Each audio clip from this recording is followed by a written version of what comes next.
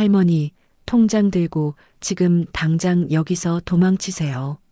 아니, 총각, 내 적금 내놔. 그거 찾아가지고 가야 돼. 시간 없어요, 할머니. 저 사람들 쫓아오잖아요. 빨리 도망치세요. 만기된 적금을 찾으러 간 은행. 직원이 통장을 건네는 척 몸을 숙이더니 제 귓가에 떨리는 목소리로 다급하게 속삭였습니다. 그 말이 끝나기 무섭게 멀리서 저벅저벅 걸어오는 검은 옷의 두 사내의 모습을 보고 저는 통장을 품에 안고 미친 듯이 달리기 시작했습니다. 한참을 달려 골목 구석진 곳에 숨어서야 알게 되었습니다.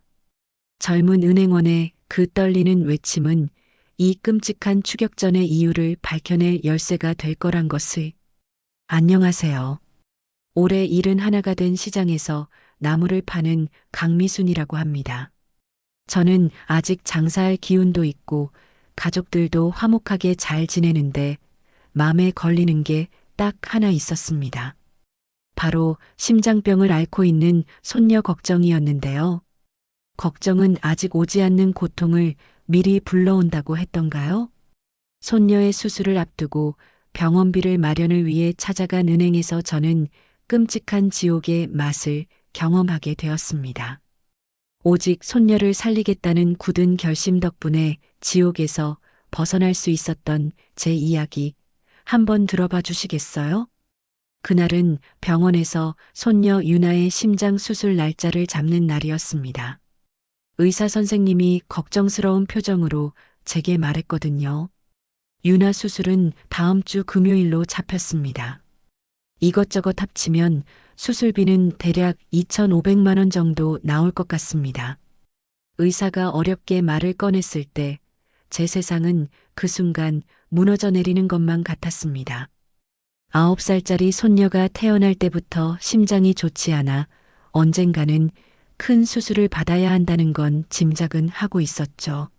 하지만 막상 코앞에 닥치니 눈앞이 캄캄하고 막막한 건 어쩔 수 없더라고요. 집에 돌아오자 며느리 미선이가 금방이라도 울음을 터뜨릴 것 같은 얼굴로 저를 붙잡고 말했습니다. 어머님, 저희가 모아둔 돈으로는 턱도 없이 부족한데 이제 어떡하면 좋아요? 아들 근석이는 차마 제 얼굴도 쳐다보지 못하고 고개만 푹 숙인 채 아무 말도 못하고 있었어요. 저는 두 사람의 타들어가는 얼굴을 보며 그 순간 마음을 굳게 먹었습니다.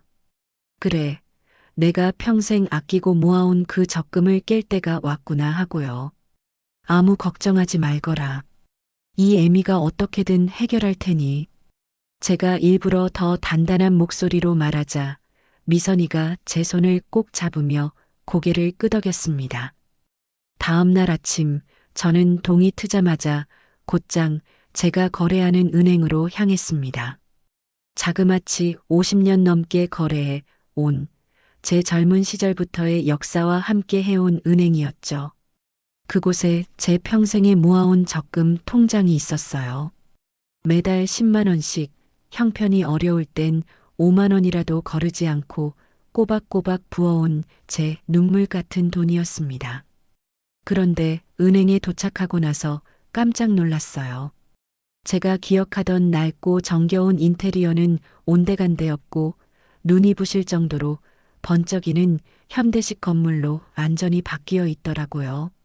게다가 창구는 절반이나 줄어들고 그 자리엔 사람 대신 차가운 기계들만 잔뜩 들어서 있었습니다.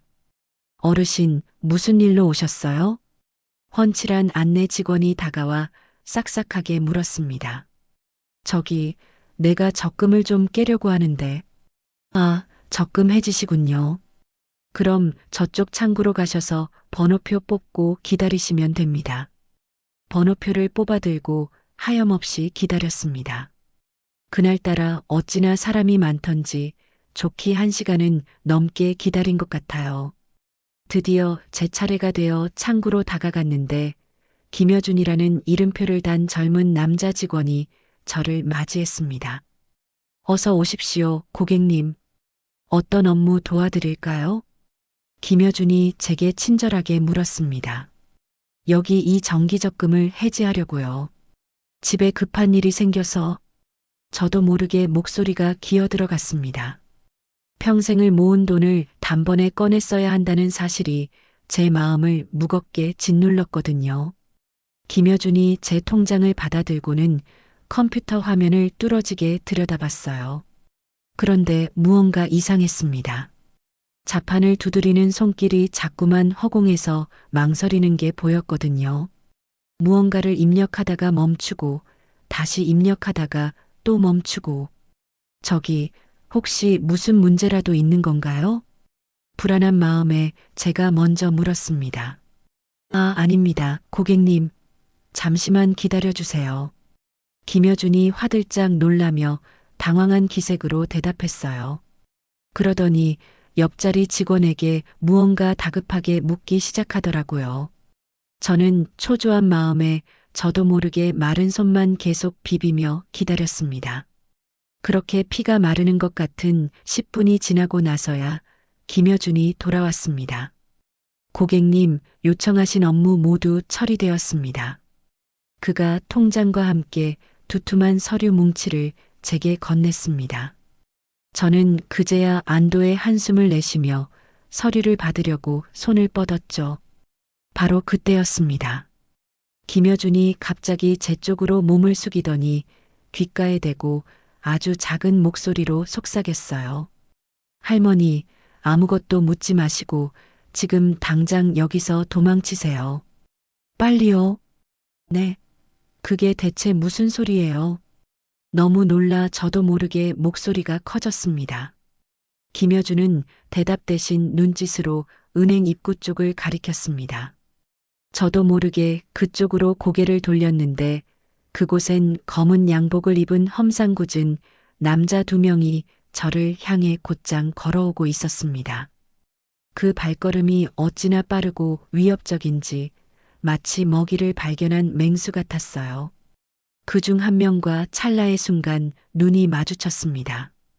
그 남자가 제게 비릿한 미소를 지어 보이더니 재킷 안쪽으로 슬며시 손을 집어넣더라고요. 그 순간 등골을 타고 소름이 쫙 끼쳤습니다. 이건 보통 일이 아니구나. 본능적으로 끔찍한 위험을 느꼈어요. 어서 저쪽 뒷문으로 뛰세요. 어서요. 김여준이 다시 한번 제 귓가에 속삭이며 등을 떠밀었습니다. 저는 서류와 통장을 가슴에 품고 미친 듯이 뒷문을 향해 뛰기 시작했어요. 평생 이렇게 빨리 달려본 적이 있었나 싶을 정도였죠. 등 뒤에서 저를 쫓는 발소리가 들려오는 것만 같아 더욱 필사적으로 달렸습니다. 은행 뒷문을 빠져나와 정신없이 시장 골목으로 뛰어들었습니다. 마침 오후장을 보러 나온 사람들로 시장 안이 북적여서 정말 다행이었죠. 저는 인파 속으로 몸을 숨기며 이리저리 방향을 틀어 도망쳤습니다. 한참을 헤맨 후에야 더는 저를 쫓아오는 기척이 없다는 걸 알게 됐습니다. 저는 허름한 골목길 구석에 그대로 주저앉아 가쁜 숨을 몰아쉬었습니다. 금방이라도 심장이 입 밖으로 튀어나올 것처럼 미친 듯이 뛰고 있었거든요. 그 와중에 손에 꼭 쥔 통장이 생각나 핸드폰을 꺼내 잔액을 확인해 보려고 했어요. 그런데 그때 문자 메시지 한 통이 도착해 있었습니다. 귀하의 계좌는 금융사기 의심 계좌로 등록되어 모든 거래가 정지되었습니다. 그 짧은 문장을 읽는 순간 머릿속이 새하얘졌습니다. 유나 수술비는커녕 제 평생이 담긴 돈이 하루아침에 전부 묶여버린 거였어요. 한 푼, 두 푼 아껴가며 모아온 제 피 같은 돈이 말입니다. 덜덜 떨리는 손으로 겨우 경찰서에 전화를 걸었습니다. 여보세요? 경찰서죠? 제가 지금 은행에서 아주 이상한 일을 당해서요. 네, 할머님. 아마 보이스피싱 사기일 가능성이 높습니다. 일단 가까운 경찰서에 직접 방문하셔서 서류부터 접수해 주세요. 수화기 너머에서 들려오는 목소리는 감정 한 점 없이 차가웠습니다. 마치 기계와 이야기하는 것만 같았어요. 아니, 그게 아니라 지금 누가 저를 쫓아오고 있다고요. 무서워서 경찰서까지 갈 수가 없는 상황이에요. 네, 그렇게 말씀하시는 분들이 하루에도 수십 명입니다. 할머님, 일단 직접 오셔야 저희도 도와드릴 수 있습니다. 툭 하고 전화가 끊어졌습니다. 정말로 눈앞이 캄캄해지고 온몸에 힘이 빠져나갔습니다. 차가운 골목길에 홀로 주저앉아 있으니 온 세상이 저를 버린 것만 같았어요. 그때 문득 은행원 김여준이 떠올랐습니다.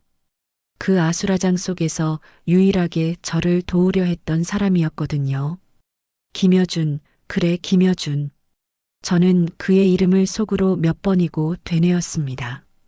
이 말도 안 되는 일의 진실을 알려면 어떻게든 그를 다시 찾아야겠다고 생각했어요. 지금 제게 남은 방법은 그것뿐인 것 같았거든요. 그저 아픈 손녀의 수술비를 마련하기 위해 나선 길이었을 뿐인데 어쩌다 이런 끔찍한 악몽에 휘말리게 된 걸까요? 그날 밤 저는 뜬 눈으로 밤을 새웠습니다. 천장에 얼굴이 어른거리는 그 젊은 은행원, 김여준이라는 사람만이 이 지독한 악몽의 실마리를 쥐고 있을 것만 같았거든요. 다음 날 아침이 밝자마자 저는 다시 그 은행으로 향했습니다. 잠을 자지 못해 몰골은 말이 아니었지만 그런 걸 신경 쓸 겨를이 없었죠. 어떻게든 그를 만나야 했습니다. 저기요, 김여준 씨 좀 만나러 왔는데요. 안내 데스크에 있는 직원에게 다가가 물었습니다. 김여준 대리님은 오늘 출근하지 않으셨습니다. 무슨 일로 찾으시죠? 어제 제가 업무를 보다가 궁금한 게 있어서 추가로 여쭤볼 게 있어서요. 죄송하지만 저희가 직원의 개인 연락처는 알려드릴 수가 없어서 자리에 계실 때 다시 오셔야 할 것 같습니다. 역시나 예상했던 차가운 대답이 돌아왔습니다.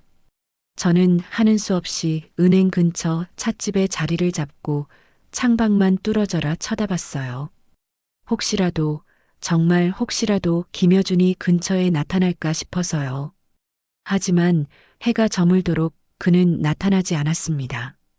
이튿날도 사흘째 되는 날도 결과는 마찬가지였어요.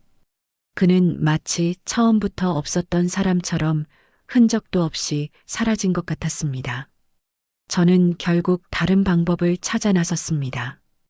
은행 주변 골목골목을 돌아다니며 보이는 사람마다 붙잡고 김여준에 대해 묻기 시작했어요. 혹시 이 근처 은행에 다니는 젊은 총각 한 명 아세요? 키가 훤칠하고 이름이 김여준이라던데. 근처 상점 주인들에게 애타게 물어봤지만 돌아오는 대답은 전부 모른다는 고갯짓뿐이었습니다.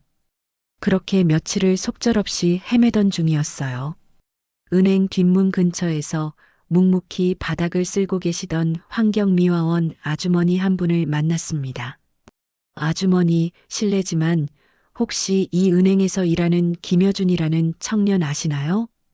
김여준? 아, 그 키 멀대같이 크고 허우대 멀쩡한 총각 말이요? 청소하시던 아주머니가 드디어 빗자루를 멈추며 제게 말했습니다. 네, 맞아요.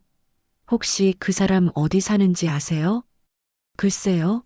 나도 확실히는 모르는데 얼핏 듣기로 저기 뒷골목 끄트머리에 있는 오피스텔에 산다고 들은 것 같기도 하고. 아주머니가 손가락으로 가리킨 곳을 보니 낡고 허름한 건물이 한 채 보였습니다. 고맙습니다, 아주머니. 정말 고맙습니다. 저는 아주머니에게 몇 번이고 허리를 숙여 인사를 하고는 곧장 그 오피스텔로 향했습니다.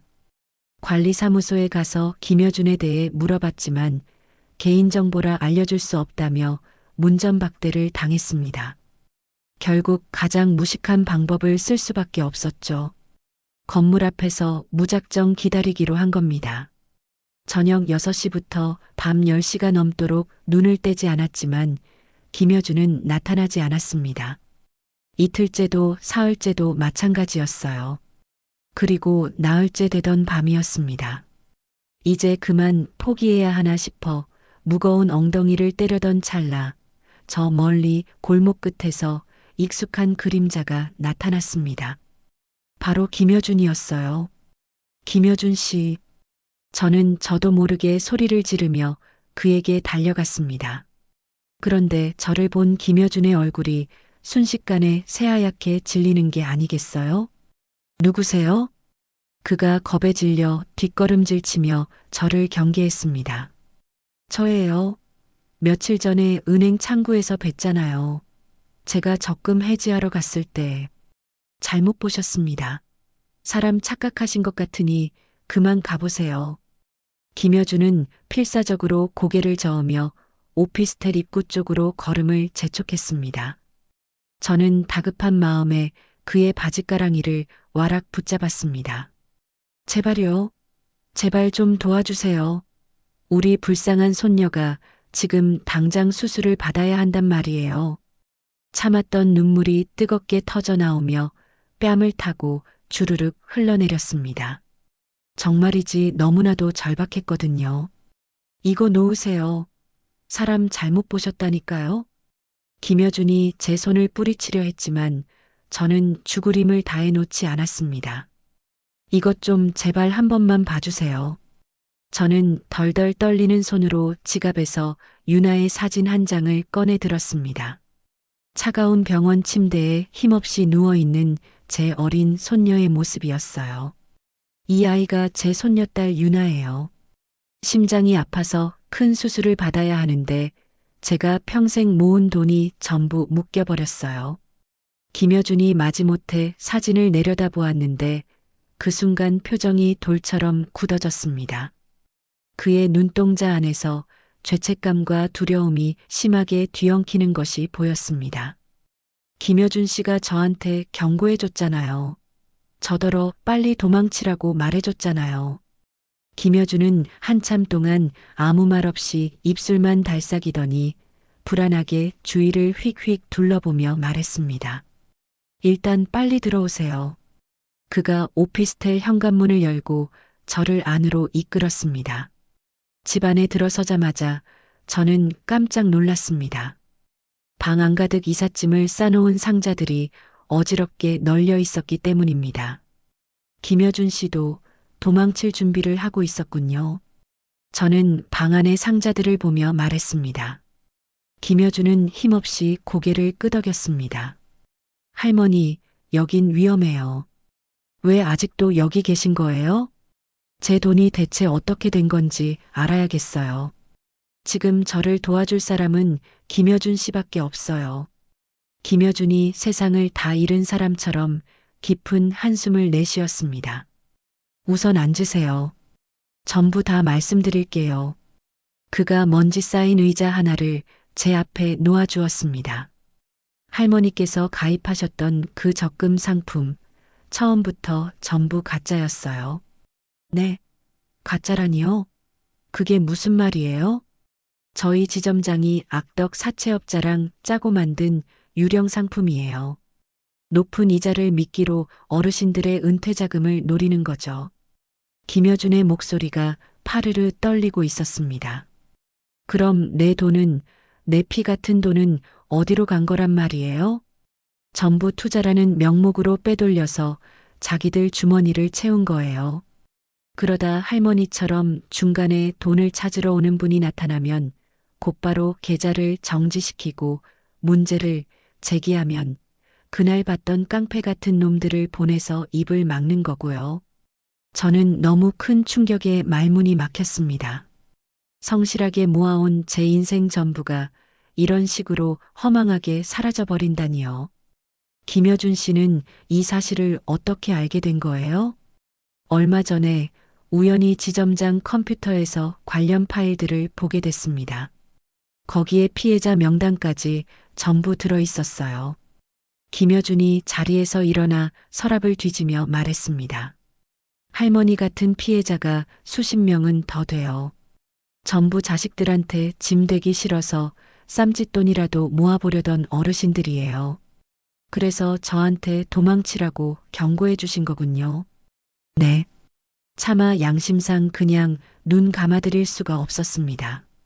하지만 겁이 나서 제가 할 수 있는 건 고작 그 경고 한마디가 전부였어요. 김여준이 무언가를 찾았는지 손에 작은 USB 하나를 들고 제게 다가왔습니다. 이게 뭐예요? 모든 증거예요. 그놈들의 내부 거래 장부하고 피해 고객 명단 전부 여기 들어 있어요. 그가 제 손에 그 작은 USB를 굳게 쥐어주었습니다. 제가 몰래 복사해서 숨겨뒀습니다. 언젠가는 세상에 알려야겠다고 생각했거든요. 이걸로 뭘 할 수 있는 거죠? 이것만 있으면 그 악마 같은 놈들을 전부 무너뜨릴 수 있어요. 하지만 할머니, 정말 조심하셔야 합니다. 보통 내기들이 아니에요. 김여준이 갑자기 다급하게 남은 짐들을 챙기기 시작했습니다. 김여준 씨는 어디로 가려는 거예요? 아주 멀리 떠날 겁니다. 더 이상 한국에 있다가는 저도 무사하지 못할 거예요. 그가 가방에 옷가지를 쑤셔 넣으며 말했습니다.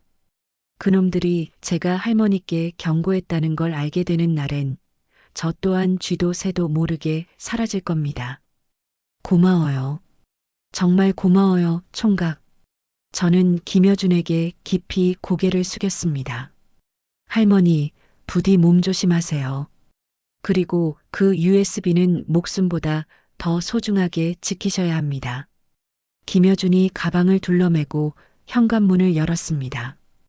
혹시라도 연락할 일이 생기면 어떻게 해야 하죠? 아니요.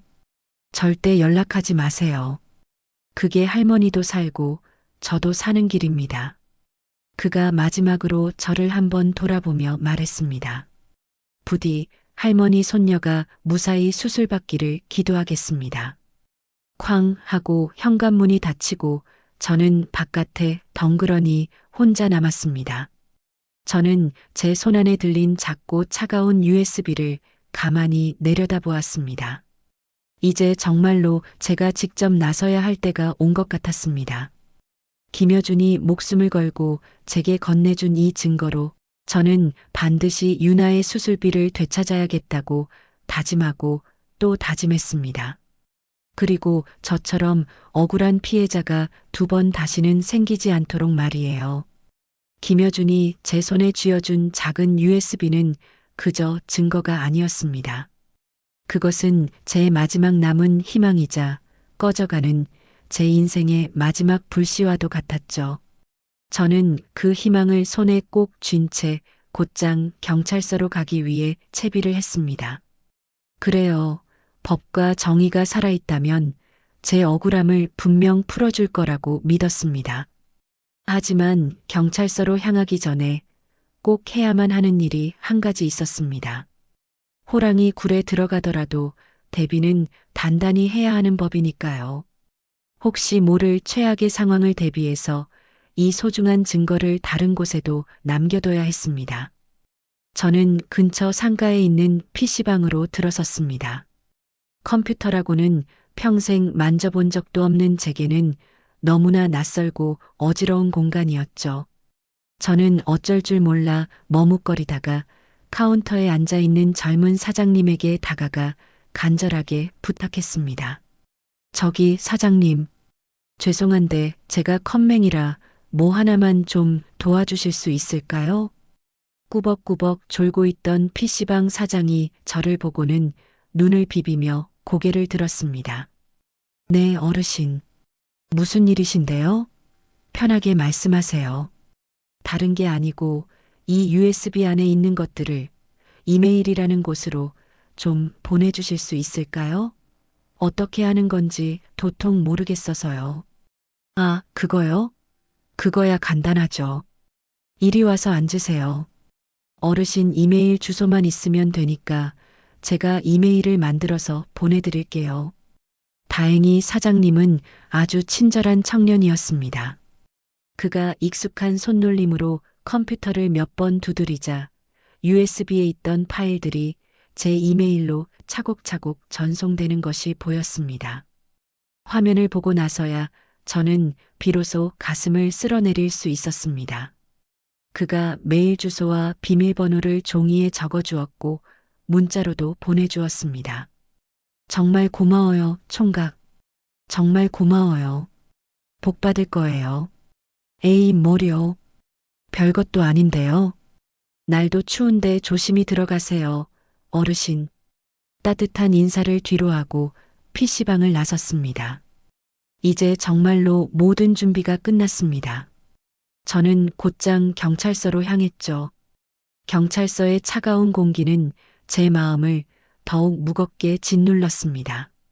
저는 신고 접수 창구로 다가가 떨리는 목소리로 말했어요. 제가 금융 사기를 당한 것 같아서 신고 좀 하려고요. 잠시만요. 담당 부서 형사님 연결해 드리겠습니다. 잠시 후 강력 3팀 박철민이라는 명패가 붙은 책상에서 한 중년 남자가 일어났습니다. 그가 바로 박 형사였어요.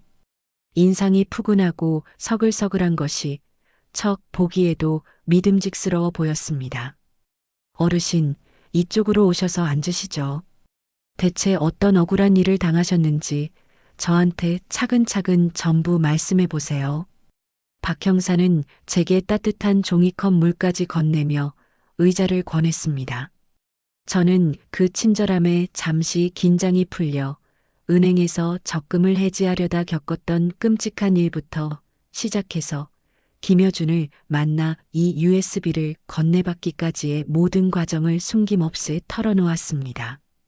박 형사는 제 이야기를 아주 진지한 얼굴로 들어주었습니다. 그는 고개를 끄덕이기도 하고 분노한 듯 미간을 찌푸리기도 하면서 꼼꼼하게 메모를 하더군요. 잠깐만요, 할머님. 혹시 그 지점장 이름이 최민준 맞습니까? 네, 네, 맞아요. 그걸 어떻게? 박 형사가 갑자기 자리에서 벌떡 일어나더니 뒤편에 산더미처럼 쌓여있던 서류 더미를 뒤지기 시작했습니다. 한참을 찾던 그는 먼지가 뽀얗게 쌓인 낡은 서류철 하나를 들고 왔습니다. 어르신, 이걸 한번 보시죠. 그가 펼쳐 보인 서류철에는 저와 비슷한 피해를 본 다른 사람들의 사건 기록이 담겨 있었습니다. 수법이 아주 교묘하게 달라지긴 했지만 뿌리는 똑같습니다. 제가 몇 년 전에 맡았다가 증거 불충분과 윗선의 압력으로 아쉽게 덮어야만 했던 바로 그 사건입니다. 박 형사의 목소리에는 깊은 분노와 회한이 섞여 있었습니다. 그럼 저 같은 사람이 전에도 또 있었다는 말씀이세요? 네. 그때도 자식들에게 손 벌리기 싫어 쌈짓돈을 모으시던 어르신들만 전문적으로 노렸습니다. 하지만 놈들이 워낙 치밀해서 증거를 잡지 못했고 결국 수사가 중단되고 말았죠. 박 형사가 분하다는 듯 책상을 주먹으로 툭 쳤습니다. 이번에야말로 이 악의 고리를 반드시 끊어내야 합니다. 더 이상 어르신들의 눈물을 미천삼아배를 불리는 놈들을 그냥 둬서는 안 됩니다. 그의 눈에서 뿜어져 나오는 강한 의지가 느껴져 저도 모르게 희망이 차올랐습니다. 할머니께서 가져오신 이 USB가 이번 사건을 해결할 결정적인 증거가 될 것 같습니다. 박 형사가 제 손에 들린 USB를 조심스럽게 받아들며 말했습니다. 정말로 수사를 해주실 건가요, 형사님? 물론입니다. 제가 제 명예를 걸고 즉시 수사에 착수하겠습니다. 그러니 며칠만 기다려 주십시오. 제 인생에서 처음으로 제 편을 만났다는 생각에 그만 눈물이 핑 돌았습니다. 고맙습니다. 형사님, 정말 고맙습니다. 할머니, 혹시 지금 머무실 곳은 있으십니까? 수사 기간 중에는 놈들이 무슨 짓을 할지 모르니 반드시 안전한 곳에 계셔야 합니다. 아들네 집에 가 있을 수는 없어서 일단 찜질방에서 지내고 있습니다. 알겠습니다. 그럼 연락처를 남겨주세요. 수사에 진전이 생기는 대로 제가 가장 먼저 연락드리겠습니다. 박 형사는 제 핸드폰 번호를 수첩에 꼼꼼히 적어갔습니다. 경찰서를 나서는 제 발걸음은 들어갈 때와는 비교도 할 수 없이 가벼웠습니다. 드디어 이 지긋지긋한 악몽에서 벗어날 수 있겠다는 희망이 제 가슴을 가득 채웠어요. 저는 박 형사의 말대로 근처 찜질방에 머물며 그의 연락만을 애타게 기다렸습니다. 그런데 하루가 지나고 이틀이 지나도 제 핸드폰은 조용했습니다. 박 형사에게선 아무런 소식도 오지 않았죠. 사흘째 되는 날 저는 참지 못하고 박 형사에게 전화를 걸어봤습니다. 여보세요? 박 형사님? 하지만 제 기대를 저버리고 수화기에선 지금은 전화를 받을 수 없다는 멘트만 흘러나올 뿐이었습니다. 그 뒤로도 몇 번을 더 걸어봤지만 결과는 마찬가지였죠. 불안한 마음이 목구멍까지 차올라 저는 다시 경찰서를 찾아갔습니다. 저기 강력 3팀의 박철민 형사님 좀 뵈러 왔는데요. 아, 박 팀장님이요? 어제부터 아주 중요한 잠복 근무에 들어가셨습니다. 그의 동료로 보이는 젊은 경찰이 대답했습니다. 그럼 언제쯤 돌아오시는지 알 수 있을까요? 글쎄요. 그건 저희도 모릅니다. 기밀 사항이라서요. 결국 똑같은 대답만 듣고 쫓겨나듯 경찰서를 나와야 했습니다. 무언가 이상했습니다. 분명 며칠만 기다리라고 신신당부했던 사람이 아무런 연락도 없이 사라진 것이 도무지 말이 되지 않았거든요. 찜질방으로 돌아가던 길이었습니다. 조금이라도 빨리 가고 싶은 마음에 평소에는 다니지 않던 한적한 뒷골목으로 들어섰죠. 바로 그때였습니다. 어두운 골목 저편에서 낯선 남자의 목소리가 들려왔습니다. 수고했어, 박 팀장. 이번에도 아주 깔끔하게 잘 처리해줘서 고맙네.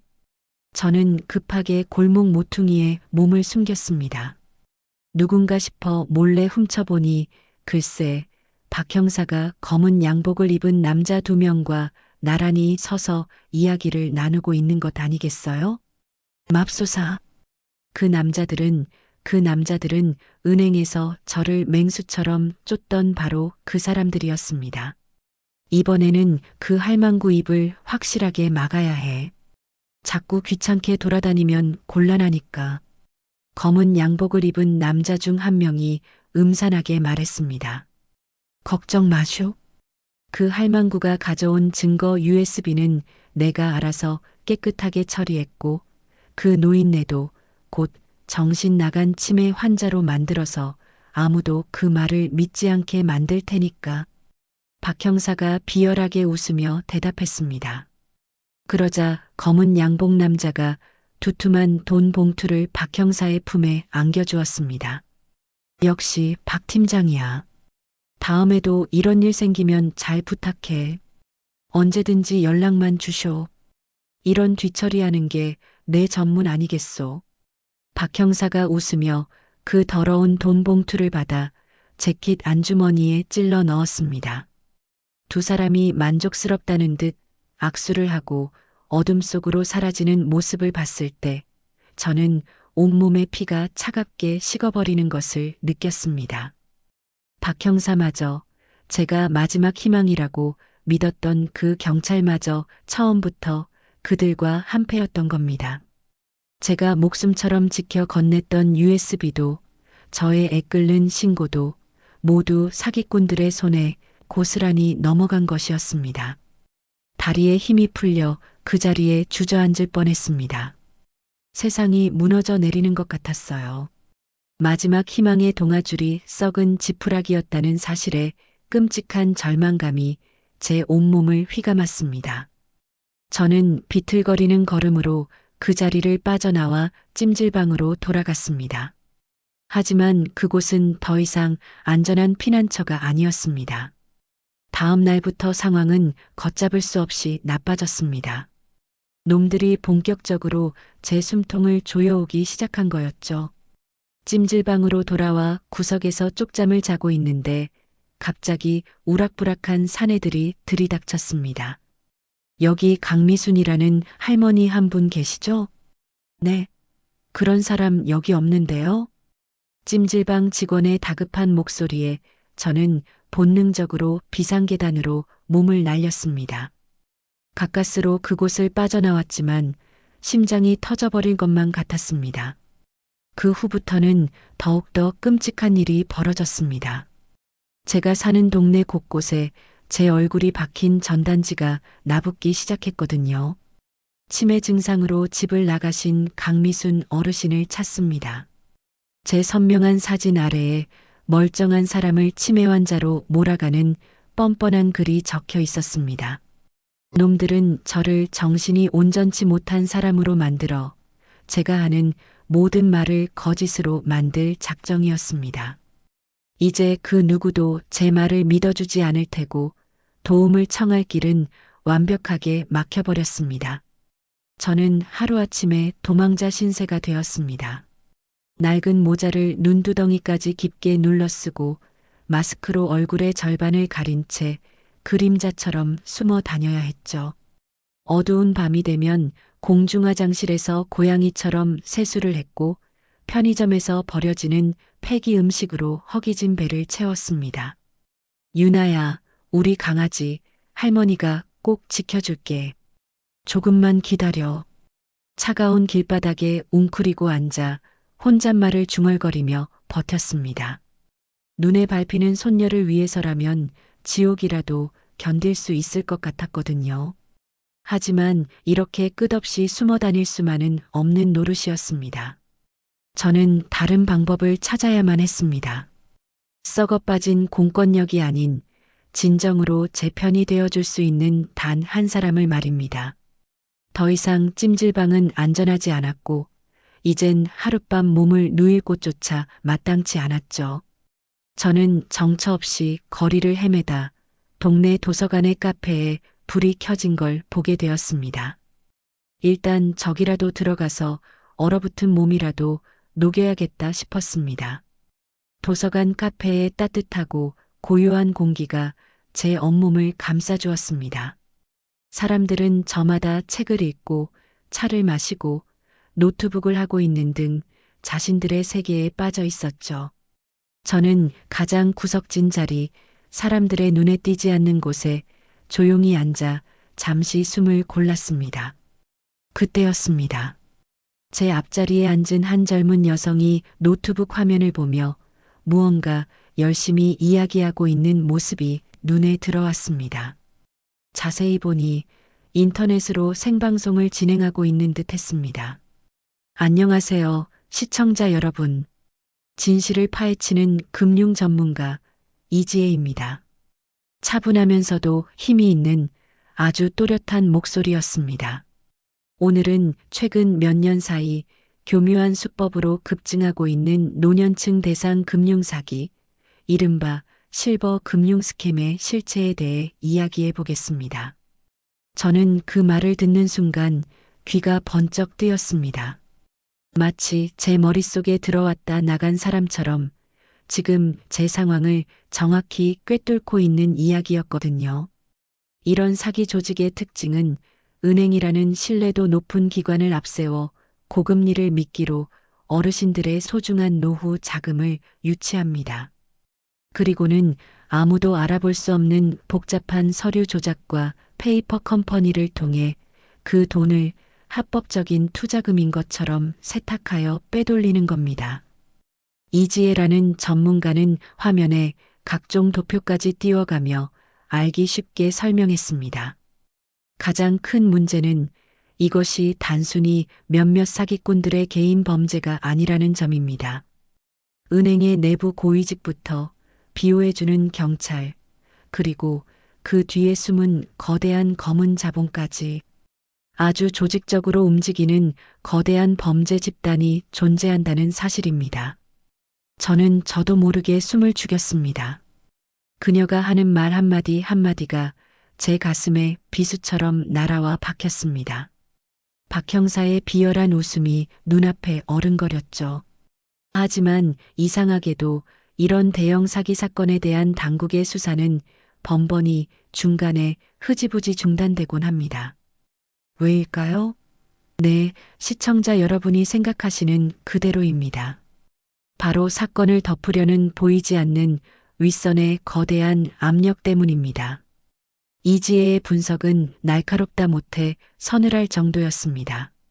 저는 방송이 끝나기만을 손꼽아 기다렸습니다. 이 사람이다.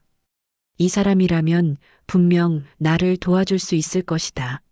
그런 확신이 들었거든요. 방송 장비를 정리하는 이지혜에게 저는 떨리는 발걸음으로 조심스럽게 다가갔습니다. 저기요, 어가씨, 방송 잘 봤습니다. 정말 수고 많으셨어요. 네. 아, 네. 안녕하세요, 어르신. 이지혜가 의아한 표정으로 저를 올려다보았습니다. 죄송하지만 혹시 잠깐만 저랑 이야기를 나눠주실 수 있을까요? 제가 바로 방금 방송에서 말씀하신 그 끔찍한 사기를 당한 사람입니다. 아, 그러시군요. 마음은 아프지만 죄송합니다. 어르신. 사실 그런 제보가 하루에도 수십 통씩 들어와서 제가 다 해결해 드릴 수가 없어요. 이지혜는 익숙하다는 듯 곤란한 표정을 지으며 정중하게 거절했습니다. 제발요. 제발 제 얘기 딱 5분만 들어주세요. 이건 그냥 돈 문제가 아니에요. 제 목숨이, 아니, 제 아픈 손녀의 목숨이 달린 일이란 말입니다. 저는 저도 모르게 그녀의 팔을 붙잡고 눈물로 호소했습니다. 제 절박함이 전해졌는지 이지혜는 깊은 한숨을 쉬며 말했습니다. 알겠습니다. 그럼 아주 간단하게만 말씀해 보세요. 저는 주섬주섬 낡은 가방에서 그동안 모아온 서류들을 꺼냈습니다. 은행에서 받은 서류 뭉치와 김여준이 제게 건넸던 관련 자료들이었죠. 우선 이것들부터 좀 봐주세요.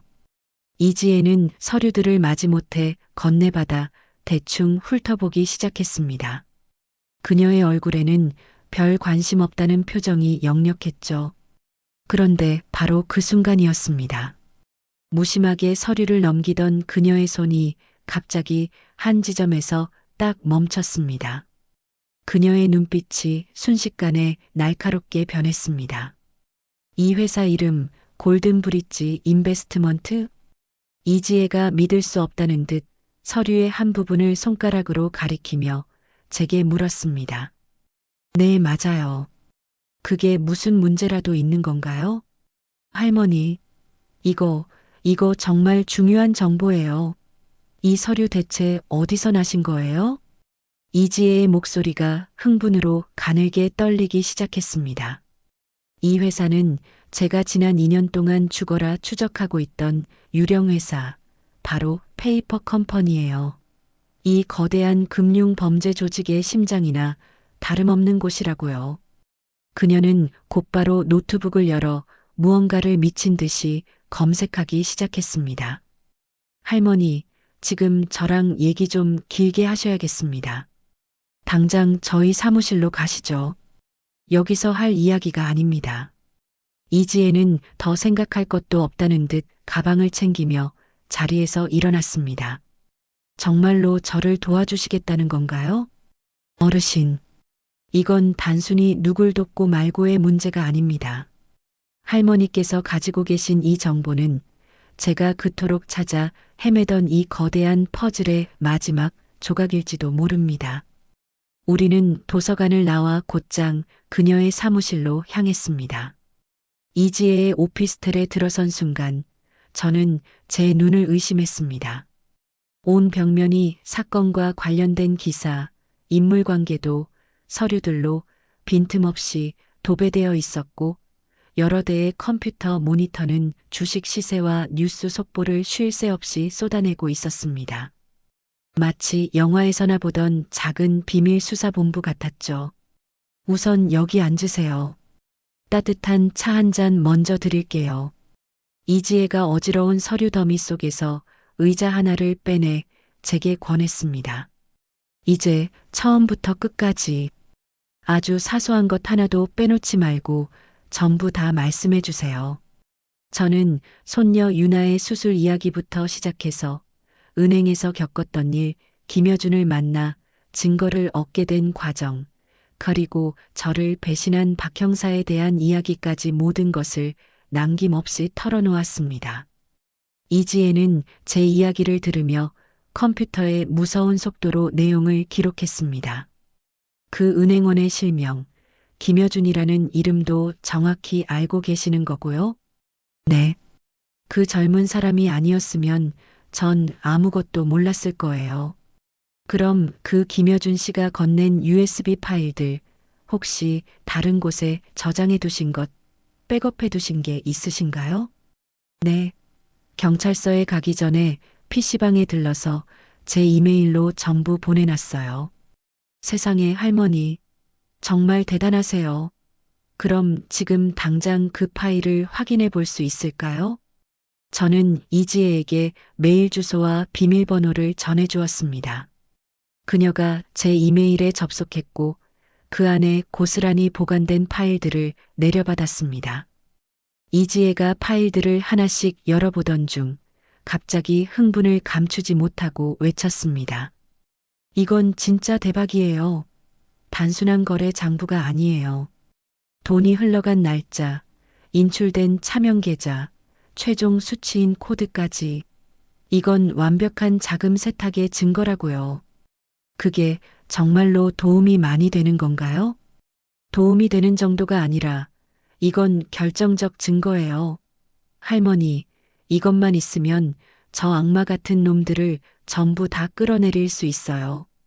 이지혜의 목소리에는 강한 확신과 흥분이 뒤섞여 있었습니다. 하지만 저 혼자서는 힘들 것 같습니다. 당장 제 팀원들을 소집해야겠어요.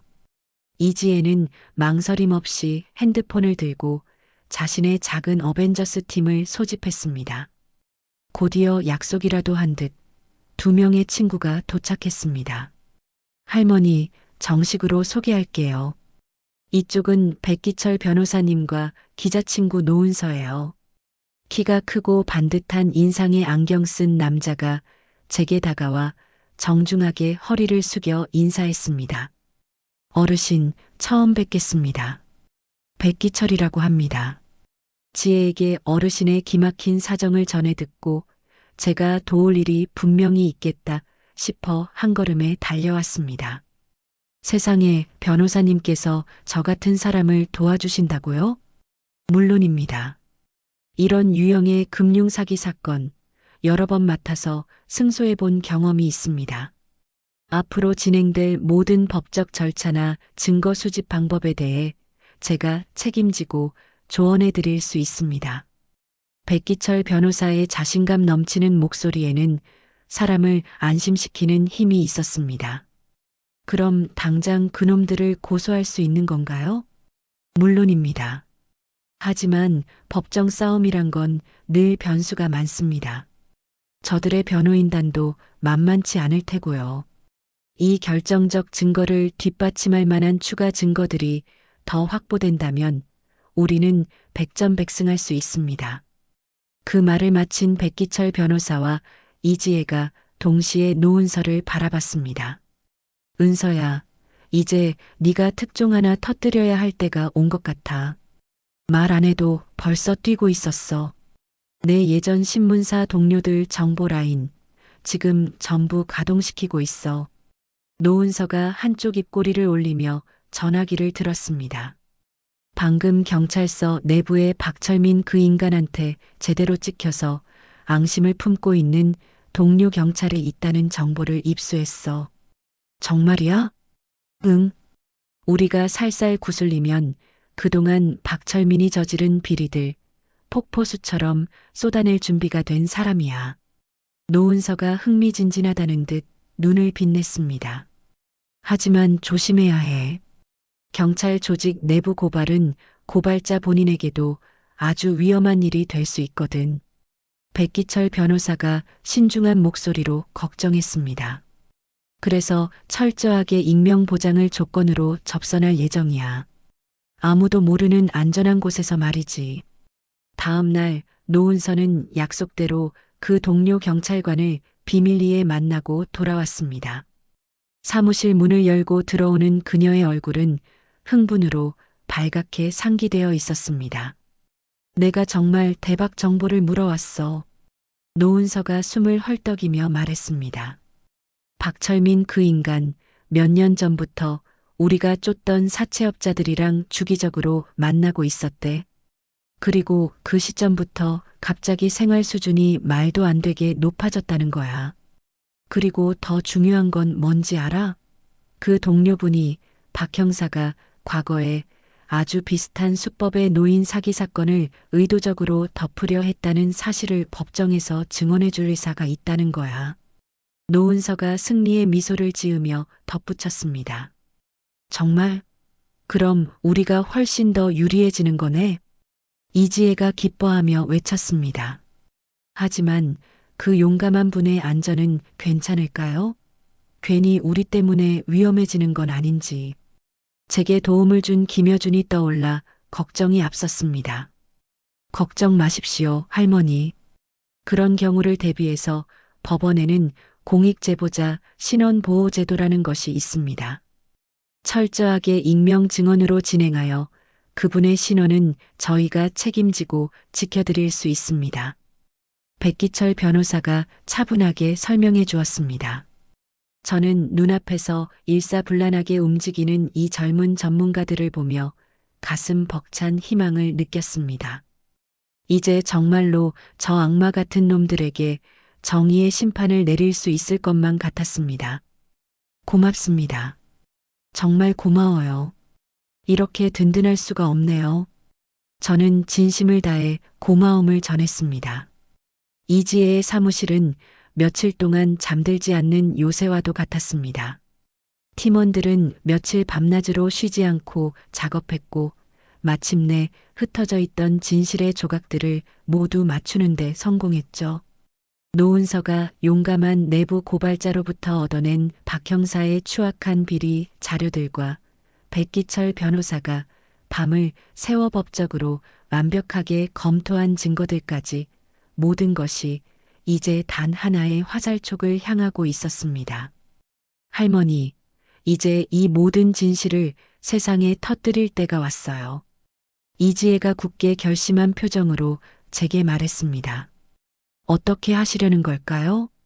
제 유튜브 채널을 통해 긴급 생방송을 진행할 겁니다.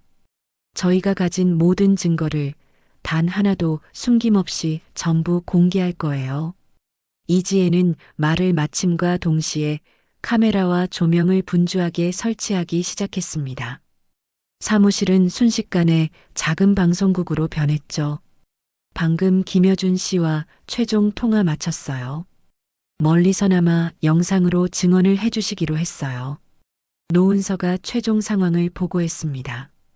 경찰 내부 고발자분께서도 용기 있게 증언해 주시기로 했습니다. 백기철 변호사가 든든하게 덧붙였습니다. 정말로 큰일이 일어나겠네요. 제 심장이 쿵쾅거리며 주체할 수 없이 뛰기 시작했습니다. 이 모든 건 할머니 덕분이에요.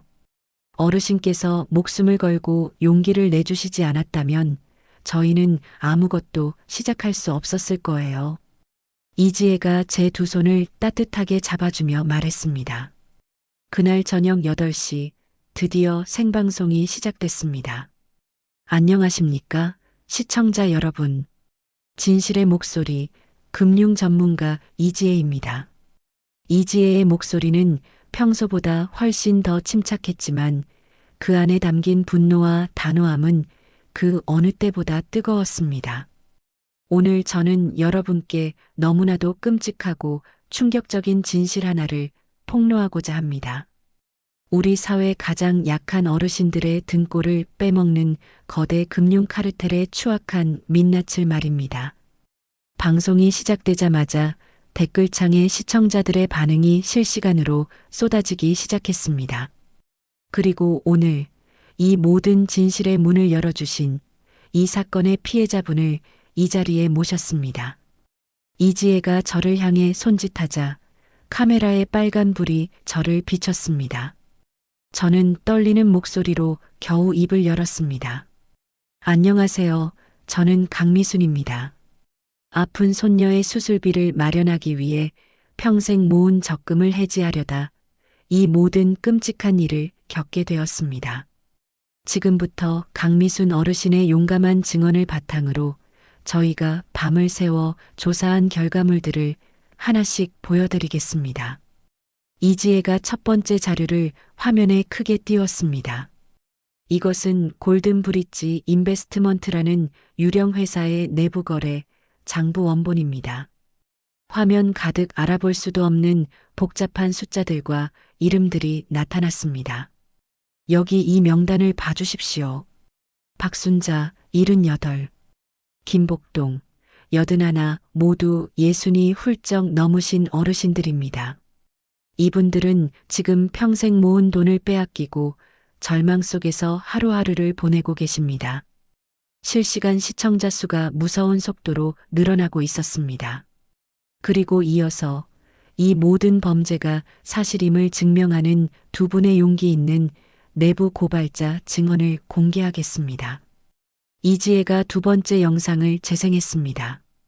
얼굴은 모자이크로 가려지고 목소리 또한 변조된 김여준이 화면에 나타났습니다. 저는 해당 은행에서 근무했던 직원입니다. 김여준의 떨리는 목소리가 스피커를 통해 흘러나왔습니다. 은행 지점장과 외부 사채업자들은 조직적으로 결탁하여 어르신들을 속여왔습니다. 고금리 특판 적금 상품이라고 속여서 가입시킨 후 그 돈을 대포 통장으로 빼돌리는 수법을 사용했습니다. 그 증언이 나가자마자 댓글창이 그야말로 폭발했습니다. 이게 실화라고? 저 은행 어디냐? 충격적이다. 믿을 수 없어. 같은 반응들이 쉴 새 없이 쏟아졌습니다. 하지만 더 충격적인 것은 국민을 지켜야 할 경찰까지 이 범죄에 깊숙이 연루되어 있다는 사실입니다. 이지혜는 세 번째 영상을 재생했습니다. 음성이 철저하게 변조된 현직 경찰관의 목소리가 흘러나왔습니다. 저는 박철민 형사와 함께 근무하고 있는 동료 경찰관입니다. 박 형사가 몇 년 전부터 정체를 알 수 없는 수상한 사람들과 자주 만나는 것을 목격했습니다. 지금 보시는 이 사진들은 박철민 형사가 문제의 범죄 조직원들과 고급 술집에서 어울리는 모습입니다. 화면에는 박 형사가 검은 양복을 입은 남자들과 어깨동무를 하고 있는 사진들이 나타났습니다. 박 형사는 과거에도 아주 비슷한 수법에 놓인 사기 사건을 윗선의 압력이라는 핑계로 의도적으로 은폐하려 했습니다. 용감한 내부 고발자의 증언은 계속되었습니다. 모든 증거 공개가 끝난 후 카메라는 다시 저를 비췄습니다. 제가 이 끔찍한 일을 겪으면서 뼈저리게 느낀 것은 우리처럼 힘없고 평범한 사람들을 지켜줄 사람은 이 세상에 아무도 없다는 것이었습니다. 그래서 제가 직접 나설 수밖에 없었습니다. 제 손녀를 살릴 피 같은 돈을 지켜야 했으니까요. 제 진심 어린 호소에 댓글창에는 저를 응원하는 메시지들이 폭포수처럼 쏟아졌습니다. 할머니 정말 대단하세요. 진정한 영웅이십니다. 저희가 지켜드릴게요. 라는 글들이 올라왔습니다. 언니, 현재 동시 접속자 5만 명 돌파했어. 지금 모든 온라인 커뮤니티에서 우리 방송 링크가 퍼지고 난리 났어. 노은서가 흥분한 목소리로 외쳤습니다. 방송이 끝나자마자 온라인 세상은 그야말로 뒤집어졌습니다. 각종 SNS와 커뮤니티에는 저희 방송과 관련된 글들이 실시간으로 올라오기 시작했습니다. 다음 날 아침 잠에서 깨어났을 때 저는 더 놀라운 광경을 목격해야 했습니다. 대한민국의 모든 언론이 이 사건을 일면 톱뉴스로 올린 것이었습니다. 평범한 할머니의 위대한 용기, 거대 금융 집단을 무너뜨리다. 신문 일면에 제 얼굴 사진이 대문짝만하게 실려 있었습니다. 청와대 국민청원 게시판에는 관련자 전원의 엄벌을 촉구하는 글이 올라왔고 단 하루 만에 100만 명이 넘는 국민들이 동의했습니다. 방금 속보 떴어요. 검찰에서 이번 사건을 특수수사팀에 배당하고 즉시 수사에 착수한다고 발표했어요. 이지혜가 뉴스를 보며 환호성을 질렀습니다. 배우로 지목된 최도연 회장을 비롯한 관련자 전원에게 출국 금지 조치가 내려졌대요. 비리의 정점이었던 박 형사는 그날 바로 직위 해제된 후 긴급 체포되었습니다. 은행 지점장과 사채업자들 역시 줄줄이 쇠고랑을 차고 검찰청 포토라인에 서야 했습니다. 그리고 일주일 후 제 낡은 핸드폰에 문자 메시지 한 통이 도착했습니다. 고객님의 계좌에 입금이 완료되었습니다. 저는 떨리는 손으로 은행 어플을 열어 입금 내역을 확인했습니다. 사라졌던 제 적금액 전부가 이자까지 고스란히 되돌아와 있었습니다. 유나야, 이제 드디어 수술 받을 수 있게 됐다. 저는 주변에 아무도 없는 것을 확인하고 아이처럼 소리치며 엉엉 울었습니다. 저는 곧바로 병원에 전화를 걸었습니다. 저 강유나 환자 보호자인데요. 수술비 준비됐어요. 가장 빠른 날짜로 다시 수술 일정 좀 잡아주세요. 네, 할머님. 마침 내일 오전에 수술실이 비어 있습니다. 바로 가능합니다. 수술 당일 아침 저는 누구보다 일찍 병원에 도착했습니다. 수술실 앞 차가운 의자에 앉아 하염없이 수술실 문만 바라보았습니다. 소식을 듣고 달려온 아들 근석이와 며느리 미선이도 제 곁을 지키고 있었습니다. 엄마, 정말 대단해. 어떻게 이런 큰일을 해냈어? 근석이가 제 주름진 손을 잡으며 말했습니다. 어머님, 정말 감사해요. 어머님 덕분에 우리 유나가 살 수 있게 됐어요. 미선이도 끝내 참았던 눈물을 터뜨렸습니다. 3시간이 지나고 4시간이 지나고 수술실 앞에서의 시간은 마치 영원처럼 길게만 느껴졌습니다. 드디어 수술실 문이 열리고 하얀 가운을 입은 의사 선생님이 나왔습니다. 수술 아주 성공적으로 잘 끝났습니다. 아이는 곧 회복실로 옮겨질 겁니다. 아무 걱정하지 마세요. 그 말을 듣는 순간 저는 온몸에 힘이 풀려 그 자리에 주저앉을 뻔했습니다. 회복실로 옮겨진 유나를 보러 갔습니다. 아직 마취가 덜 깬 유나가 희미하게 눈을 뜨더니 제 손을 힘겹게 잡았습니다. 할머니, 그 작은 목소리를 듣는 순간 그동안 제가 겪었던 모든 고통과 서름이 봄눈 녹듯 한순간에 사라지는 것 같았습니다. 참았던 눈물이 주르륵 뺨을 타고 흘러내렸습니다. 우리 유나, 이제 다 괜찮아. 잘 버텨줘서 고마워. 제가 목숨을 걸고 싸웠던 이유는 바로 이 순간을 위해서였구나 싶었습니다. 세상 그 무엇과도 바꿀 수 없는 사랑하는 제 손녀를 지키기 위해서였습니다. 하지만 손녀 유나의 수술이 성공적으로 끝났다는 기쁨은 그리 오래가지 않았습니다. 제가 병원 작은 간이 침대에서 유나를 돌보며 오랜만에 찾아온 평온하고 행복한 시간을 보내고 있을 때였습니다. 낡은 핸드폰이 요란한 벨소리를 울렸어요. 화면에는 발신번호 표시 제한이라는 섬뜩한 문구가 떠 있었죠. 여보세요? 저는 무언가 불길한 예감에 휩싸여 조심스럽게 전화를 받았습니다. 강미순 할머니 맞으시죠? 수화기 너머로 들려오는 낮고 차가운 목소리를 듣자 등골을 타고 소름이 쫙 끼쳐 올라왔어요. 누구세요? 최도연입니다. 할머니 덕분에 제 찬란했던 인생이 아주 완전히 망가진 건 알고 있나? 최도연. 이 모든 지옥 같은 일들을 만들어낸 원흉. 바로 그 악마의 목소리였습니다. 강미순, 당신이 내 모든 것을 망쳐놨어. 내가 평생을 바쳐 이룩한 내 사업, 내 명예, 그리고 내 가족까지 전부 다 엉망진창이 됐다고.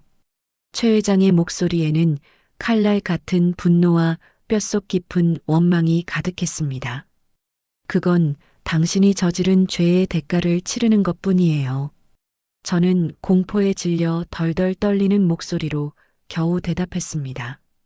대가? 웃기는 소리 하지 마쇼. 이제부터는 할머니가 그 끔찍한 대가를 치를 차례니까. 대체 무슨 소리를 하는 거예요? 병원에 아주 예쁜 손녀가 누워 있더군요. 이름이 유나라고 하던가요? 병원 복도가 얼마나 미끄러운지 아시나? 어린애들은 잘 넘어지던데. 그 말을 듣는 순간 머릿속이 새하얗게 변했습니다. 어떻게 최 회장이 유나를 알고 있는 거죠? 되먹지 못한 놈. 내 손녀한테 무슨 짓을 하려는 거야? 잔말 말고 지금 당장 언론사에 연락해서 긴급 기자회견이나 열어. 최 회장은 제 분노 섞인 고함을 비웃기라도 하듯 말을 끊으며 차갑게 명령했습니다. 뭐, 기자회견? 이 모든 일은 당신의 오해와 착각에서 비롯된 일이었다고. 나는 무고한 사업가였는데 당신이 늙어서 정신이 오락가락하는 치매 증상으로 사람 하나를 잘못 물고 늘어졌다고 발표하란 말이야. 미친 소리 하지 마. 절대 그렇게는 못해. 아, 그럼 정말 곤란하군. 당신의 예쁜 손녀 유나가 어떻게 될지 장담할 수 없겠는데 병원에서 갑자기 의료사고가 일어날 수도 있고 아니면 휠체어를 타다가 갑자기 계단에서 굴러 떨어질 수도 있고. 최 회장의 목소리는 이제 그 어떤 감정도 실려 있지 않았습니다. 오히려 모든 것을 잃어버린 자의 섬뜩하고 공허한 광기만이 느껴졌죠. 당신 정말 미쳤어? 고작 9살짜리 아이한테 대체 무슨 짓을 하려는 거야? 그래, 나 미쳤다. 당신 때문에 내가 가진 모든 걸 잃어서 눈에 뵈는 게 없다. 이 말이야. 그의 목소리에서 저에 대한 절망과 분노가 뒤섞여 있었습니다. 시간은 딱 24시간 주지.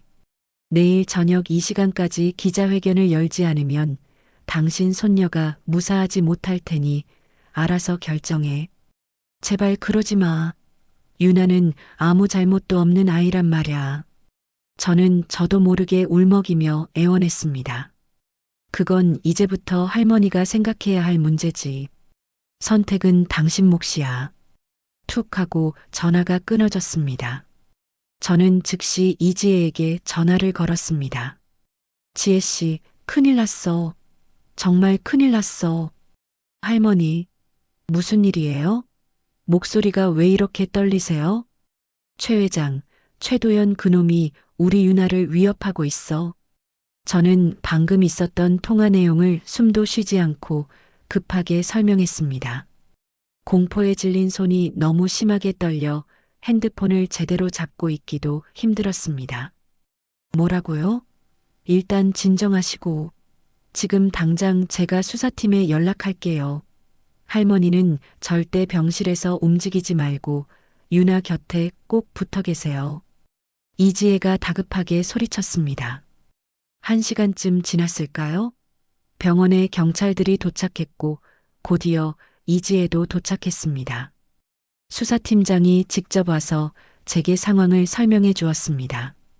할머니, 병원 주요 출입구와 비상구에 저희 인력을 상시 배치하겠습니다. 그럼 우리 유나가 안전한 거 맞을까요? 제 목소리는 여전히 염소처럼 떨리고 있었습니다. 최선을 다하겠습니다만 솔직하게 말씀드리면 병원이라는 공간은 너무나 복잡합니다. 수사팀장의 표정이 어둡게 가라앉았습니다.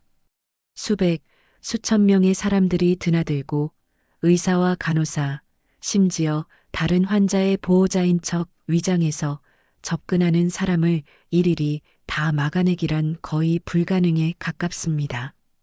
그럼 어떡해요? 그럼 대체 내 손녀를 어떻게 지켜야 하냔 말이에요?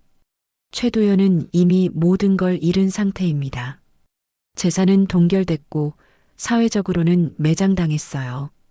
이런 궁지에 몰린 인간은 무슨 짓을 할지 예측할 수 없기 때문에 더 위험합니다. 저는 깊은 절망에 빠졌습니다. 결국 법도, 경찰도, 그 어떤 국가 시스템도 내 손녀 하나를 완벽하게 지켜줄 수 없다는 뜻이었습니다. 결국 제가 직접 나서는 수밖에 없겠군요. 할머니, 위험해요. 혼자서 뭘 어떻게 하시려고요? 이지혜가 제 팔을 붙잡으며 애타게 말렸습니다. 하지만 저는 이미 마음을 굳혔습니다. 공포에 떨며 눈물이나 흘리던 나약한 할머니는 이제 죽었습니다. 제 평생 단 한 번도 느껴보지 못했던 차가운 분노와 서슬퍼런 결단력이 제 온몸을 지배하고 있었습니다. 지혜 씨, 내가 아직도 그저 연약하고 힘없는 늙은이로만 보여? 제 목소리에는 이전과는 전혀 다른 강인함이 묻어났습니다. 그런 뜻이 아니라 정말 위험하다고요. 최 회장은 이제 잃을 게 없는 막다른 골목의 쥐라고요. 나도 잃을 게 없어. 내 목숨? 우리 유나만 지킬 수 있다면 그런 건 아무 상관없어. 그날 밤 저는 단 한숨도 자지 못했습니다. 유나의 병실 옆 작은 침대에 뜬 눈으로 앉아 평화롭게 잠든 그 아이의 얼굴을 하염없이 바라보며 생각에 잠겼습니다. 어떻게 해야 이 맑고 어린 영혼을 저 악마의 소나기에서 지켜낼 수 있을까? 다음 날 아침 저는 모든 결심을 마쳤습니다. 피하지 않고 최도영과 정면으로 맞서기로 한 겁니다. 저는 최 회장에게 직접 전화를 걸었습니다. 최 회장 나요. 강미순 할머니. 결정은 하셨나? 이제 시간이 얼마 남지 않았는데? 네. 기자회견 하겠어요. 역시 현명한 선택이야. 그럼 오늘 오후 2시까지 방송국으로 가도록 하죠. 최 회장의 목소리에 만족감이 가득했습니다. 하지만 조건이 하나 있어. 조건? 지금 할머니가 나한테 조건을 달 입장이 아닐 텐데. 기자회견에서 제가 할 말을 정확하게 조율하고 싶어요. 내가 무슨 말을 어떻게 해야 할지 미리 정해야 실수하지 않을 거 아니요? 저는 최대한 당당하고 뻔뻔하게 말했습니다. 그럴 필요 없어. 내가 주는 대본 그대로 읽기만 하면 돼. 아니, 내가 할 말을 정확히 숙지해야 연기도 자연스럽게 나오죠. 만에 하나 내가 실수해서 당신이 원하지 않는 내용이 나가면 어쩔 건데? 수화기 너머의 최 회장이 잠시 말이 없었습니다. 제 제안을 저울질하고 있는 것이 분명했습니다. 그러니 직접 만나서 이야기하자고요. 그래야 서로 확실하지 않겠소? 뭐, 직접 만나자고? 이 할망구가 지금 제정신이야? 최 회장의 목소리에 당황한 기색이 역력했습니다. 네. 얼굴 보고 이야기해야 당신도 내 진심을 믿을 수 있을 거 아니요? 내가 정말로 당신 말대로 기자회견을 할 의사가 있다는 걸 보여주는 셈도 되고. 저는 심장이 터질 것 같았지만 더욱 담대하게 말했습니다. 이거 재밌게 돌아가는군. 할망구가 이렇게 배짱이 좋은 줄은 몰랐는데. 최 회장이 기가 차다는 듯 냉소적으로 웃었습니다. 그동안 저를 너무 얕잡아 봤나 보죠. 어쨌든 기자회견까지 열라는 마당의 일은 끝까지 마무리 잘해야 서로한테 좋지 않겠소? 좋아. 그럼 만나지. 어디서 볼까? 오늘 밤 10시. 서창동에 있는 폐건물로 와요. 알겠어. 만약 경찰이나 다른 쥐새끼라도 한 마리 데려오는 날엔 그 즉시 당신 손녀는 위험해질 거야. 내 사람들이 병원 곳곳에서 당신 손녀를 지켜보고 있다는 걸 잊지 마. 알았다고 했잖아요.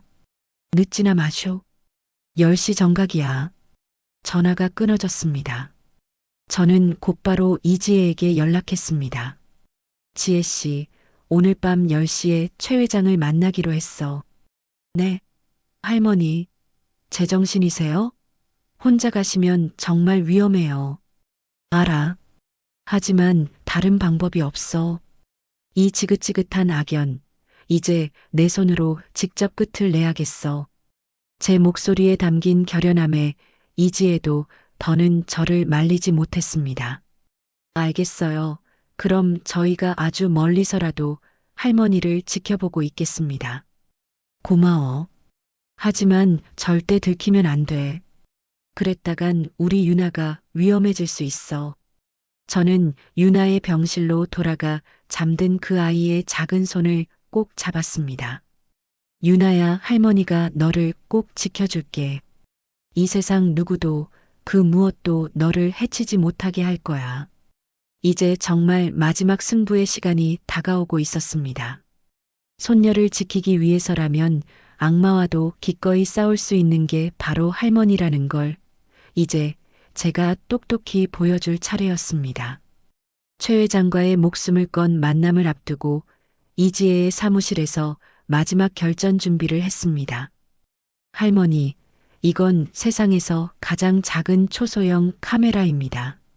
백기철이 제 옷깃에 붙일 수 있는 아주 작은 단추 모양의 카메라를 보여주었습니다.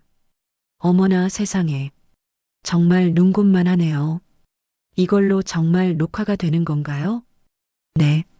지금 이 순간부터 저희 사무실에서 실시간으로 모든 상황을 모니터링할 수 있습니다. 그리고 이건 고성능 마이크입니다. 백기철이 제 옷 안쪽 심장과 가장 가까운 곳에 작은 마이크를 조심스럽게 부착했습니다. 이제 할머니께서 말씀하시는 모든 내용, 심지어 작은 숨소리까지 저희가 실시간으로 들을 수 있습니다. 최 회장이 할머니를 협박하거나 스스로 범행을 자백하는 모든 내용이 빠짐없이 녹음될 겁니다. 법정에서 절대로 빠져나가지 못할 증거가 되는 거죠.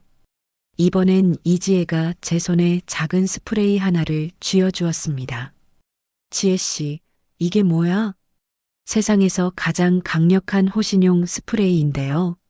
상대방 얼굴에 정확하게 뿌리면 지옥 같은 고통에 눈물 콧물을 쏟으며 잠시 동안 아무것도 할 수 없게 될 거예요. 정말로 그렇게 효과가 있나? 네, 아주 강력합니다. 하지만 바람이 부는 방향을 잘 보고 쓰셔야 해요. 자칫하면 할머니께서도 영향받을 수 있으니까요. 저는 마른 침을 삼키며 스프레이를 외투 깊숙한 주머니에 넣었습니다. 할머니, 만약 정말로 위험한 순간이 닥치면 유나야, 할머니가 미안하다. 라고 크게 외치세요. 이지혜가 제 눈을 보며 아주 진지하게 말했습니다. 그게 우리들만의 신호인 건가? 네. 그 신호를 듣는 즉시 약속된 작전대로 경찰이 현장에 진입할 겁니다. 이건 그냥 말이 아니에요. 할머니의 생명줄입니다. 그때 사무실 문이 열리고 수사팀장이 들어왔습니다. 할머니, 폐건물 주변 반경 500m 이내에 저격수와 특공대 배치를 모두 완료했습니다. 할머니께서 신호만 보내주시면 단 30초 안에 현장을 완벽하게 장악하겠습니다. 수사팀장의 목소리에는 흔들림 없는 확신이 있었습니다. 그런데 만약 최 회장이 신호를 보내기도 전에 저를 공격하면 어떡하죠? 그래서 이지혜 씨가 호신용 스프레이를 준비한 겁니다. 어떻게든 단 몇 초만이라도 시간을 벌어주셔야 합니다. 저녁 9시 30분, 저는 마침내 결전의 장소인 폐건물로 향했습니다. 차창 밖으로 보이는 제 얼굴은 모든 것을 포기한 듯 절망에 빠진 표정이었지만 제 심장 속에서는 뜨거운 불길이 타오르고 있었습니다. 폐건물은 소문대로 정말 을씨년스럽기 짝이 없는 곳이었습니다. 공장 입구에 도착했을 때 제 심장이 미친 듯이 뛰기 시작했습니다. 하지만 여기서 돌아서면 유나를 지킬 수 없습니다. 끼익 소름 끼치는 소리를 내며 녹슨 철문이 열리고 건물 안으로 들어서자 스산한 한기가 온몸을 감쌌습니다. 여기저기 버려진 녹슨 기계들 사이로 천장에서 떨어지는 물방울 소리만이 음산하게 울려 퍼지고 있었습니다. 강미순 할머니, 드디어 오셨군. 어둠 속에서 최 회장의 목소리가 들려왔습니다. 강력한 손전등 불빛이 제 얼굴을 정면으로 비쳤습니다. 당신이 최도연 회장이군요. 저는 눈을 찡그리면서도 최대한 평정심을 유지하려 애썼습니다. 최 회장의 옆에는 덩치가 산만한 남자가 그림자처럼 서 있었습니다. 그의 마지막 남은 수하인 것 같았습니다. 생각보다 배짱이 두둑하시네. 이런 귀신 나오는 곳에서 만나자고 하시고 최 회장이 저를 비웃으며 말했습니다. 약속은 지켜야죠. 기자회견 내용을 정확히 정리하러 온 겁니다. 제 말이 끝나자 최 회장이 가방에서 구겨진 종이 뭉치를 꺼냈습니다. 자, 대본이야. 내일 이대로 토씨 하나 틀리지 말고 읽도록 해. 그가 대본을 제게 툭 던졌습니다. 어디 내용을 먼저 확인해 봐야겠군요. 저는 대본을 주워들고 천천히 읽기 시작했습니다.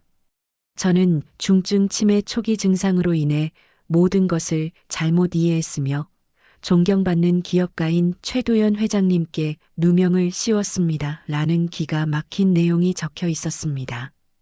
이건 전부 다 거짓말이잖아요. 거짓말이든 진실이든 그게 뭐가 중요해. 그냥 시키는 대로 읽기나 하라고. 최 회장의 수하가 한쪽 구석에서 카메라를 설치하기 시작했습니다. 지금 이걸 촬영이라도 하려는 건가요? 그래. 내일 혹시라도 당신이 딴소리 할까봐 미리 찍어두는 거야. 이건 생방송으로 내보낼 거야. 저는 대본을 든 손을 일부러 부들부들 떨며 더듬거리기 시작했습니다. 어떻게든 시간을 끌면서 주변 지형과 탈출로를 파악해야 했습니다. 할망구, 왜 이렇게 버벅거려? 빨리빨리 읽어. 최 회장이 짜증을 내기 시작했습니다. 나이가 들어서 글씨가 작아서 잘 안 보여서 그러지. 크게 좀 써가지고 오지 이게 뭐요? 그럼 내가 옆에서 크게 읽어줘? 아니에요. 제가 천천히 읽어보도록 할게요. 저는 계속해서 시간을 끌었습니다. 등 뒤에 있는 출구의 위치와 최 회장이 서 있는 곳, 그리고 바닥에 널브러진 장애물들을 눈에 새겼습니다. 이 늙은이가 지금 장난하나? 꾸물거리지 말고 빨리 읽으라고 했지. 최 회장이 버럭 소리를 질렀습니다. 이런 식으로 시간을 끌면 병원에 누워있는 당신 손녀가 어떻게 될지 알기나 하는 거야? 바로 그 순간 저는 제 온 힘을 다해 크게 외쳤습니다. 유나야, 할머니가 정말 미안하다.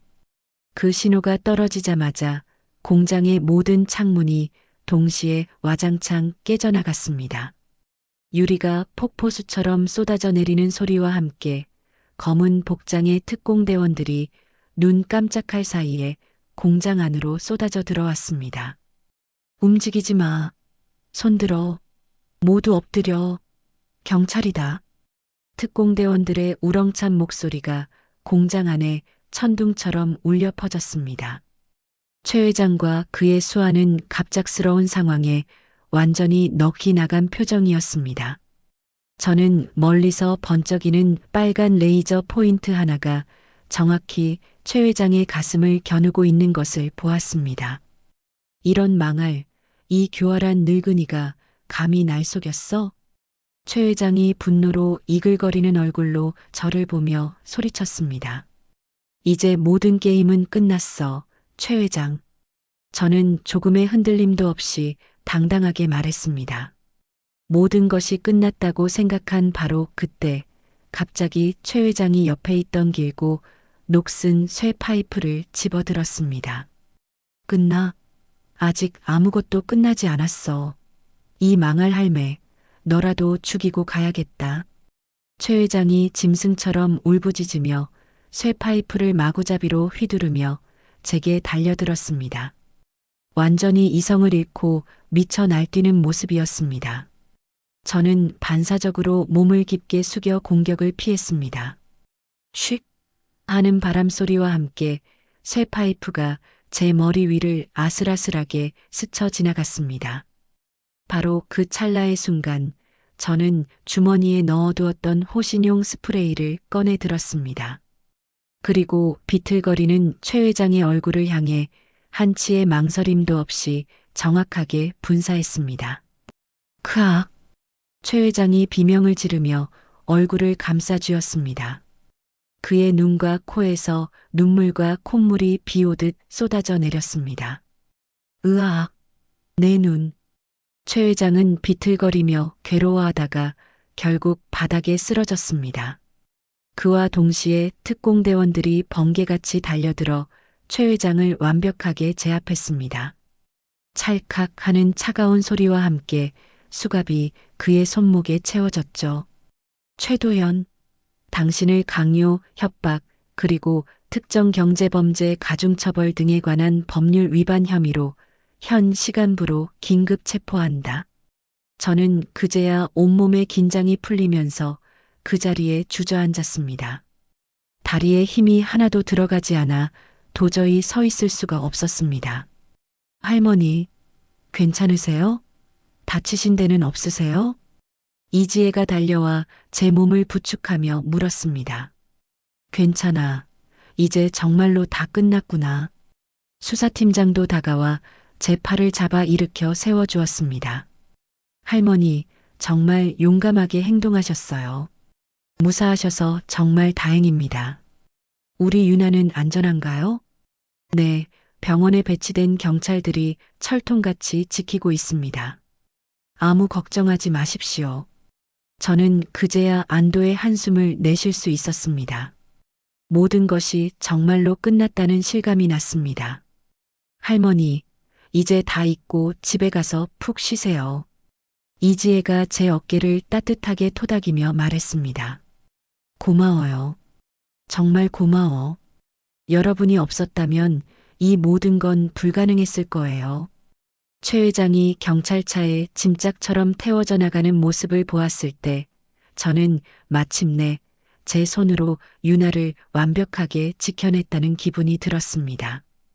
길고 길었던 악몽이 끝나고 마침내 최 회장과 그 일당들의 재판이 시작되었습니다. 저는 이 사건의 가장 중요한 증인으로서 법정에 출석해야만 했죠. 저는 피고석에 앉아 저를 뱀처럼 노려보는 최 회장의 눈을 피하지 않고 또렷한 목소리로 선서를 마쳤습니다. 검사가 제게 다가와 질문을 시작했습니다. 증인께서는 언제, 어떤 계기로 이 끔찍한 사건에 처음 연루되셨습니까? 제 아픈 손녀 유나의 심장 수술비를 마련하기 위해 평생을 모은 적금을 해지하러 은행에 갔던 그날부터입니다. 저는 그날의 일을 시작으로 모든 것을 차근차근 증언했습니다. 은행에서 직원 김여준이 제 귓가에 속삭였던 다급한 경고부터 저를 맹수처럼 쫓던 검은 양복의 사내들, 그리고 마지막으로 최 회장과 폐건물에서 벌였던 최후의 대결까지 겪었던 모든 일들을 숨김없이 말했습니다. 그때 피고석에 앉아있던 최 회장이 갑자기 자리에서 벌떡 일어났습니다. 재판장님, 지금 저 할머니가 하는 말은 전부 다 새빨간 거짓말입니다.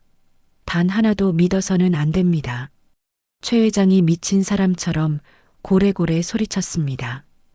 피고인은 정숙해 주십시오. 판사가 단호한 목소리로 제지했습니다. 이 모든 건 저 늙은이가 꾸며낸 소설이란 말입니다. 저는 평생을 성실하게 살아온 정당한 사업가였습니다. 저 노인이 망령이 들어서 헛소리를 짓거리는 거라고요. 최 회장의 말도 안 되는 궤변이 법정 안에 울려 퍼졌습니다. 방청석에서는 기가 막힌다는 듯 웅성거리는 소리가 들려왔죠. 피고인 마지막 경고입니다. 계속해서 재판 진행을 방해할 시 법정 모독죄로 퇴정 조치하겠습니다. 판사가 얼음장처럼 차가운 목소리로 경고했습니다. 저는 무고합니다. 검찰이 제시한 모든 증거들 또한 저것들이 전부 조작한 것이란 말입니다. 최 회장은 끝까지 발악하며 소리쳤습니다. 저는 그의 마지막 발악을 보며 깊은 한심함과 연민을 느꼈습니다.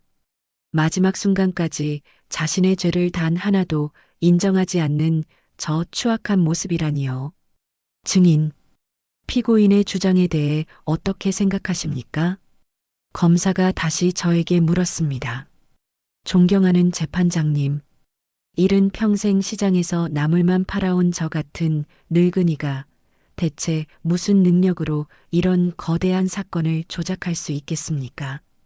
용감한 직원 김여준 씨의 증언도 있고 최 회장이 제 손녀를 위협하며 협박했던 모든 대화 내용도 여기 장거로 나와 있지 않습니까? 저는 한치의 흔들림도 없이 침착하게 대답했습니다. 그것도 다 조작이야. 요즘 세상에 그깟 음성 파일 하나 못 만들어내는 기술이 어디 있어?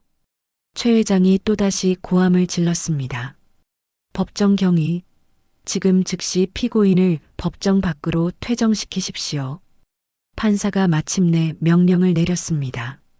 최 회장은 건장한 경위들에게 양팔을 붙들려 끌려나가면서도 끝까지 악을 썼습니다. 나는 무죄다. 이건 대한민국 사법부를 향한 거대한 모함이라고. 법정이 다시 조용해진 후에야 재판은 계속되었습니다. 그리고 몇 주 후 마침내 마지막 판결이 내려졌습니다.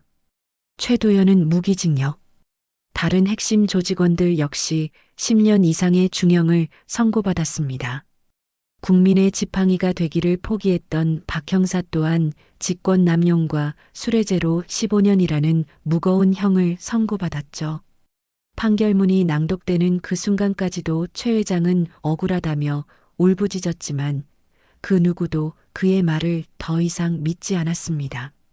사건이 모두 마무리되고 얼마 지나지 않아 유나가 건강한 모습으로 퇴원했습니다. 수술이 아주 성공적으로 끝나서 이제는 마음껏 뛰어놀 수 있는 평범하고 건강한 아이가 된 것입니다. 할머니, 이제 나 하나도 안 아파.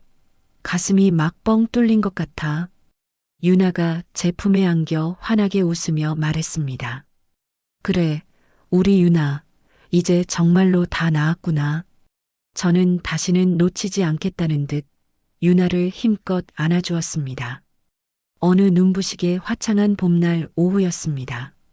저는 유나와 함께 동네 공원으로 산책을 나갔습니다. 유나는 언제 아팠냐는 듯 다른 아이들과 함께 깔깔거리며 미끄럼틀을 타고 술래잡기를 하며 놀고 있었습니다. 예전에는 아주 조금만 뛰어도 숨이 차서 헉헉대던 아이가 이제는 누구보다 쌩쌩하게 공원을 누비고 있었습니다. 할머니, 나 저기 그네 타고 싶어요. 더 높이 밀어주세요. 오냐, 하늘 끝까지 날아가게 해줄게. 그네를 타며 세상을 다 가진 듯 행복하게 웃는 유나의 모습을 보니 저도 모르게 가슴이 뭉클해졌습니다.